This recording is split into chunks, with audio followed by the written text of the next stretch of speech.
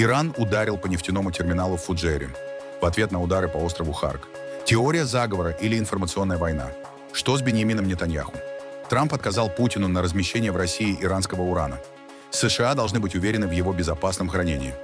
Я вам пишу. Третий президент Украины. Виктор Ющенко обратился с открытым письмом к Виктору Орбану. «Ты был другим». Журналисты Reuters провели расследование и установили настоящую личность британского уличного художника Бэнкси.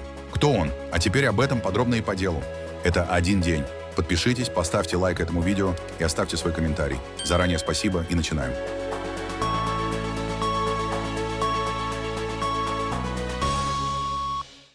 Эскалация на Ближнем Востоке продолжается. В водах у побережья Объединенных Арабских Эмиратов загорелся нефтяной танкер, связанный с США. По данным иранских СМИ, судно могло быть атаковано в районе Эмирата Шарджа. Над морем поднимаются густые клубы черного дыма, распространяются кадры горящего судна. Инцидент произошел на фоне новой волны ударов по энергетической инфраструктуре региона. Ранее в тот же день беспилотник атаковал нефтяной терминал в Фуджейре, одном из крупнейших центров перевалки топлива в мире. После пожара часть операций по погрузке нефти там была приостановлена. Президент США Дональд Трамп опубликовал видео предполагаемых ударов по иранскому острову Харк на своей платформе Truth Social. На монохромных кадрах наблюдения видны удары по объектам на острове, в том числе по взлетно-посадочной полосе местного аэропорта. Подписи к видео нет. Агентство Reuters сопоставило расположение взлетной полосы, дорог, зданий и растительности со спутниковыми снимками и подтвердило, что съемка сделана на острове Харк. При этом дату записи установить не удалось. Остров находится примерно в 26 километрах от побережья Ирана. Это главный нефтяной экспортный терминал страны. Через него проходит около 90% поставок иранской нефти. Ранее Трамп заявил, что США могут нанести удары и по нефтяной инфраструктуре острова, если Иран продолжит мешать судоходству в Ормузском проливе. Удар прокомментировал и министр обороны Израиля Исраэль Кац. Глобальная и региональная борьба против Ирана, возглавляемая президентом США Дональдом Трампом и премьер-министром Израиля Беньямином Нетаньяху, усиливается и вступает в решающую стадию, которая будет продолжаться столько, сколько потребуется. Я приветствую президента Трампа за мощный удар, который американские вооруженные силы нанесли прошлой ночью по иранскому нефтяному острову. Это правильный ответ на минные поля в Ормузском проливе и попытки шантажа со стороны иранского террористического режима. Военно-воздушные силы Израиля также продолжают мощную волну ударов по Тегерану и по всей территории Ирана.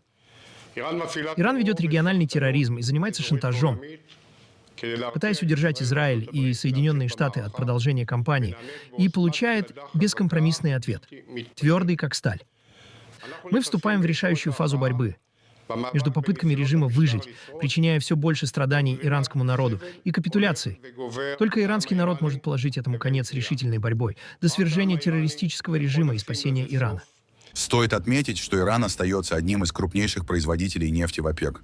Страна добывает около 3,3 миллиона баррелей нефти в сутки и еще примерно 1,3 миллиона баррелей конденсата и других жидких углеводородов.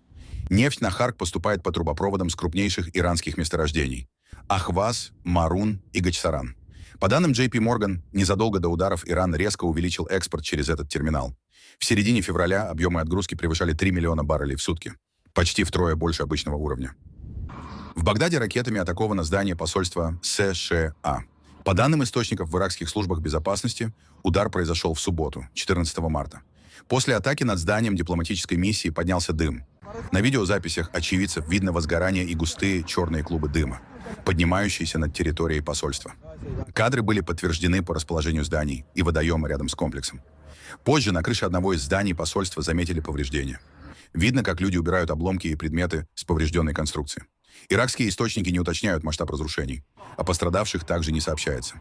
Несколько дней назад, 10 марта, беспилотник ударил по дипломатическому центру поддержки США в Багдаде.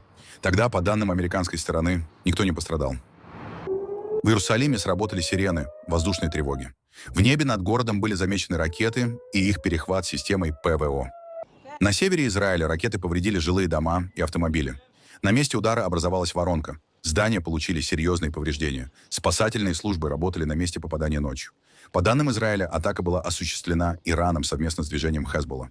Израильский удар по городу Сидон на юге Ливана разрушил жилой дом. По данным государственных СМИ, погибли 4 человека из одной семьи. С начала израильской операции в Ливане, по данным властей страны, Погибли более 770 человек. В Тегеране спасатели разбирают завалы после ракетного удара по жилому району. По словам сотрудников «Красного полумесяца», под обломками оказалась семья из 5 человек. Отец был найден живым, остальные члены семьи погибли. Несмотря на продолжающиеся удары, жители Тегерана говорят, что повседневная жизнь в городе продолжается. Работают банки, транспорт и предприятия, хотя часть жителей покинула столицу. США опубликовали видео авианосца USS Abraham Lincoln. Американские военные заявили, что корабль продолжает операции и опровергли заявление Ирана о его уничтожении. Кроме того, Пентагон направляет в регион десантный корабль USS Триполи и около 2500 морских пехотинцев. В сети стремительно распространяется новый информационный скандал вокруг премьер-министра Израиля Биньямина Нетаньяху. Поводом стало короткое видеообращение политика, которое вызвало волну слухов и конспирологических теорий. Ролик появился в социальных сетях на фоне обострения напряженности на Ближнем Востоке и активного обсуждения конфликта между Ираном, Израилем и Соединенными Штатами. В видео Нетаньяху выступает с обращением к гражданам страны. Однако внимательные пользователи интернета заметили необычную деталь. На одном из кадров кажется, что у израильского премьер-министра на руке 6 пальцев. Скриншоты из видео быстро разошлись по соцсетям. Некоторые пользователи предположили, что ролик мог быть создан с помощью искусственного интеллекта, так называемого дипфейка. Другие пошли еще дальше и начали распространять слухи о том, что сам Нетаньяху якобы мог погибнуть, а видео — подделка. Публикации с подобными утверждениями набрали сотни тысяч просмотров и активно обсуждались на платформе X. Пользователи увеличивали изображение руки политика, указывая на предполагаемый лишний палец, и называя это типичной ошибкой генеративных нейросетей. Впрочем, эффект смазанного или дублирующегося на небольшом расстоянии изображения при просмотре на компьютере или телефоне — это лишь эффект через строчные развертки изображения. Она применяется с первого дня существования электронного телевидения и сохранилась даже после перехода с аналогового на цифровое вещание. Так сняты абсолютно все телевизионные передачи, и выступление по телевидению Нетаньяху не стало исключением. Также нет никаких подтверждений слухам о смерти израильского премьер-министра. Официальные источники и проверки информации указывают, что Нетаньяху жив и продолжает выполнять обязанности главы правительства. Эксперты отмечают, что подобные ситуации становятся все более распространенными в эпоху искусственного интеллекта. Любая визуальная аномалия в видео или фотографии может мгновенно стать поводом для подозрений в использовании нейросетей. Также этот случай еще раз показал, насколько быстро дезинформация может распространяться в социальных сетях, особенно во время международных кризисов и политической напряженности. И пока пользователи спорят о подлинности каждого кадра, специалисты напоминают, прежде чем делать выводы, важно проверять источники и опираться на подтвержденные факты. Иранские представители заявляют, что завершение войны зависит от выполнения их условий. Окончание войны находится в наших руках. Мы рассмотрим возможность прекращения войны только при выполнении 2 условий. Во-первых, если получим от Соединенных Штатов полную компенсацию за весь нанесенный нам ущерб. Во-вторых, если получим 100% гарантию на будущее, что невозможно без вывода США из Персидского залива. Поэтому второе условие — это вывод США из Персидского залива. Одновременно из Ирана звучат заявления, касающиеся Украины. Некоторые иранские политики утверждают, что поддержка Израиля со стороны Киева может сделать украинскую территорию законной целью.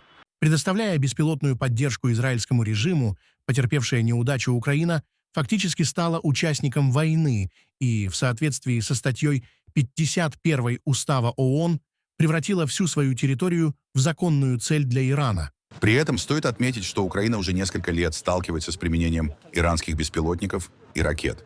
Они используются российскими войсками для ударов по украинской территории с начала полномасштабной войны.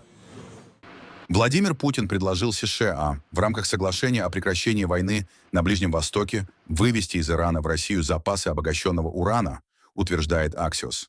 По сведениям издания, такое предложение Путин выдвинул Дональду Трампу во время телефонного разговора 9 марта.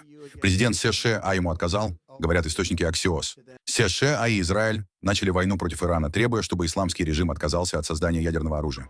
Как пишет Axios, в распоряжении Тегерана имеется около 450 килограммов урана, обогащенного до 60%. Эти запасы можно в течение нескольких недель довести до оружейного уровня в 90% и создать 10 ядерных бомб. Россия уже не впервые предлагает вывести обогащенный уран из Ирана и ранее хранила его у себя в рамках ядерной сделки 2015 года. Это предложение поступало не в первый раз. Оно не было принято. Позиция США заключается в том, что мы должны быть уверены в безопасном хранении урана, сказал Axios, представитель администрации Дональда Трампа. В Амстердаме произошел взрыв у еврейской школы Хайдер, Инцидент случился ранним утром 14 марта на юге города. По данным властей, взрывное устройство сработало у внешней стены здания. Повреждены часть фасада и водосточная труба. Пострадавших нет. Мэр Амстердама Фемке Халсема назвала случившееся целенаправленной атакой на еврейскую общину и трусливым актом агрессии. Полиция и пожарные прибыли на место сразу после взрыва. Следователи изучают записи камер наблюдения. На них виден человек, который привел в действие устройство. По данным израильской разведки, ответственность за нападение взяла на себя радикальная группировка «Исламское движение правых сподвижников». Она опубликовала видео с моментом детонации. Эту недавно появившуюся организацию также связывают с другими антисемитскими инцидентами в регионе, в том числе со взрывом у синагоги в Роттердаме, где ранее произошел поджог. Нидерландская полиция уже задержала 4 подозреваемых. Власти усиливают охрану еврейских учреждений. Ночью Россия нанесла ракетно-дроновый удар по нескольким регионам Украины. Основной целью стала энергетическая инфраструктура Киевской области. По данным областной военной администрации, в регионе погибли как минимум 4 человека, еще около 15 получили ранения. Удары зафиксированы в нескольких районах области. 2 человека погибли в Броварском районе, еще один в Вышгородском. Повреждены жилые дома, школы и предприятия. После атак в Киевской области ввели экстренные отключения электроэнергии. В части Киева временно остановился электротранспорт. По данным мониторинговых ресурсов, под ударом могла оказаться Трипольская теплоэлектростанция и подстанция в Наливайковке, которая соединяет столицу с Ровенской атомной станцией. Канцлер Германии Фридрих Мерц призвал усилить давление на Россию, чтобы быстрее остановить войну в Украине. Об этом он заявил на пресс-конференции в Норвегии. Премьер-министр Канады Марк Карни и Норвегии Йонас Гар Стёре поддержали эту позицию. Лидеры 3 стран считают, что именно так можно заставить Москву согласиться на прекращение огня и начать переговоры о мире. 6 из 7 стран G7 ясно высказались за то, что санкции против России не должны быть сняты. Мы были немного удивлены, когда сегодня утром услышали, что американское правительство решило иначе. Это определенно не наша позиция. Мы разделяем мнение 6 из 7, что этого делать не следует, потому что Россия получает от этого выгоду. И мы считаем, что это движение в неправильном направлении. Мы должны усилить давление на Россию, чтобы как можно скорее положить конец этой ужасной войне.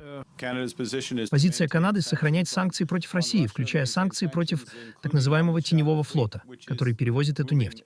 Вы знаете, между Россией и Ираном существует очень тесное сотрудничество, что обходится народу Украины огромной ценой и представляет серьезную угрозу миру и безопасности в Европе. И это наша позиция. Сейчас я говорю от имени Норвегии. И думаю, мы разделяем ее, что на Россию нужно оказывать больше давления, чтобы остановить эту неприемлемую войну. С моей точки зрения, давление в энергетической сфере на Россию ослаблять нельзя. Оно должно быть последовательным и ощутимым для России, чтобы она села за стол переговоров, согласилась на прекращение огня и на справедливый и устойчивый мир. Стоит отметить, что встреча прошла на севере Норвегии, где сейчас проходят учения НАТО Cold Response. В них участвуют военные из стран Альянса и партнеров. Северная Корея вновь провела ракетный запуск. По данным южнокорейского агентства Yonhap, утром 14 марта Пхеньян выпустил неопознанный снаряд в сторону Японского моря. Власти Японии предполагают, что это могла быть баллистическая ракета. По информации береговой охраны, объект упал в море.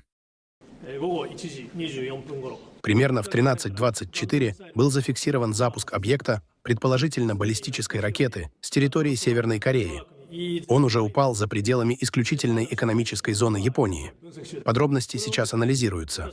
В ответ я через своего секретаря распорядился приложить максимум усилий для сбора и анализа информации, тесно координируя действия с США, Южной Кореей и другими партнерами, а также сохранять полную готовность и наблюдение на случай любых непредвиденных обстоятельств. Министерство обороны также ведет сбор и анализ соответствующей информации и принимает все возможные меры для усиленного наблюдения и контроля. Такие пуски Северная Корея проводит регулярно. В последние годы страна активно испытывает новые виды вооружений. От межконтинентальных ракет до подводных беспилотников. Среди них ракеты серии «Хвасон», которые, по оценкам экспертов, способны достигать территории США. Также Пхеньян работает над твердотопливными ракетами и гиперзвуковым оружием. Испытания часто проходят на фоне напряженности на Корейском полуострове и совместных военных учений США и Южной Кореи. В Сеуле и Токио внимательно следят за каждым новым запуском. Военные США и Южной Кореи провели совместные учения по переправе через реку на севере страны, рядом с границей с КНДР. Инженерные подразделения 2 стран впервые соединили свои понтонные системы, южнокорейскую машину КМ-3 и американский мост Improved Ribbon Bridge. Из отдельных секций на воде собрали общий понтонный мост. После этого по нему начали переправлять военную технику. Через реку прошли бронемашины «Страйкер», южнокорейские бронетранспортеры, минометные машины и танки К-1А2. В учениях участвовали сотни военных. Это асимметричное преимущество, которым мы обладаем во всем Индо-Тихоокеанском регионе. Мы можем тренироваться и повышать боеготовность наших подразделений, и главное — делать это вместе. То, что вы видите здесь, вызывает зависть во всем мире. Но у нас есть возможность проводить такие учения прямо здесь и сейчас. Спасибо правительству Республики Корея, Министерству национальной обороны и этим замечательным солдатам, гражданам и патриотам, которых вы видите на этом холме. Спасибо за ваше время. В ходе этих учений южнокорейские и американские войска использовали свои мостовые средства КМ-3 и Improved Ribbon Bridge в совместимом режиме, что позволило не только улучшить взаимодействие, но и максимально оптимизировать его. Южная Корея и США продолжат совершенствовать возможности совместных операций по форсированию рек, отражая принципы маневра, живучести и инноваций в все более разнообразной будущей оперативной среде, благодаря тесному сотрудничеству и прочному союзу между двумя странами. США держат в Южной Корее около 28,5 тысяч военнослужащих в рамках оборонного союза двух стран. США и Япония подписали новые соглашения в сфере энергетики. Переговоры прошли в Токио на форуме по энергетической безопасности Индо-Тихоокеанского региона. Американскую делегацию возглавил министр внутренних дел США Даг Бургам. Обеспечение энергетической безопасности в отношении критически важных материалов важно для каждого гражданина нашей страны. Мы с нетерпением ждем этого времени вместе, чтобы еще больше укрепить отношения между Японией и Соединенными Штатами в рамках двустороннего соглашения по критически важным минералам. Точно так же, будь то географический пролив на Ближнем Востоке или контроль над поставками, чтобы реализовать полный потенциал на этой планете, нам необходимы надежные, доступные и безопасные поставки. Безопасные в том смысле, что они поступают от партнеров, которым можно доверять и которые не будут держать вас буквально в экономическом заложничестве. Именно такой подход к энергетическому доминированию продвигает президент Трамп. И хорошо, что у нас есть лидер, президент Трамп, который понимает, энергетическую политику нельзя отделять от экономической безопасности, и ее нельзя отделять от национальной безопасности. Министр экономики Японии Рёсэй Аказава отметил, что спрос на энергию будет расти из-за развития цифровых технологий и искусственного интеллекта. Поэтому Токио рассчитывает усилить сотрудничество с Вашингтоном. Спрос на энергию значительно вырастет вместе с экономическим ростом, цифровизацией, трансформацией с использованием и распространением кондиционеров. Создание системы энергоснабжения, которая будет изобильной, доступной, чистой и устойчивой, крайне важно для удовлетворения этого растущего спроса. Тесно сотрудничая с Соединенными Штатами, Япония предложит решение и внесет вклад в укрепление энергетической безопасности во всем регионе. Япония также объявила, что с 16 марта начнет высвобождать около 80 миллионов баррелей из своих запасов. Страна почти на 90% зависит от поставок нефти с Ближнего Востока. Кипр может начать экспорт природного газа уже в 2028 году. Об этом заявил министр энергетики страны Майкл Дамианос. По его словам, разработка месторождений в Восточном Средиземноморье должна стать приоритетом для Евросоюза на фоне нестабильности на Ближнем Востоке. На шельфе Кипра обнаружено до 18 триллионов кубических футов газа, однако добыча задерживается из-за необходимости отдельных инвестиций в разные участки. Кризис на Ближнем Востоке показывает, что нам следует использовать наши запасы, особенно те, которые находятся за пределами региона Персидского залива. Мы не можем зависеть от отдельных регионов. Поэтому наличие пригодных для разработки запасов в Восточном Средиземноморье должно быть приоритетом не только для Кипра, но и в целом для ЕС. Большинство месторождений было открыто за последние, скажем, менее чем 10 лет. Они находятся на блоках, переданных различным компаниям. Каждое открытие имеет свои особенности, и каждое месторождение отличается по размеру, равно оно может быть больше или меньше. Я думаю, причина того, что мы пока не начали добычу газа, заключается в том, что наши запасы расположены в разных блоках. Это разные месторождения, которые должны пройти отдельные инвестиционные этапы, прежде чем их можно будет разрабатывать. Мы надеялись начать с месторождения Афродиты раньше. Сейчас рассматриваем Кронос. Это очень небольшое месторождение. Но думаю, мы движемся к этому. Надеюсь, что газ у нас появится к 2028 году.